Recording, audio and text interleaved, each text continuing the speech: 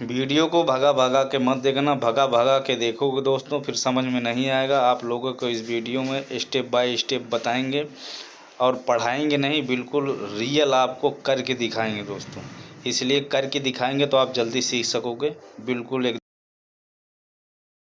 देख सकते हैं दोस्तों, ये फास्टनट जो आता है हमारा, इसमें रिंच मिलती है हमें साथ में। आप देख सकते हैं जय का ये फास्टनट है। तो आप लोग जो है एक फास्टनट ले सकते हैं, एक सिलिकॉन है, सिलिकॉन गन ले सकते हैं एक, और एक जो है ये हमारा 6 इंची का कनेक्टर है।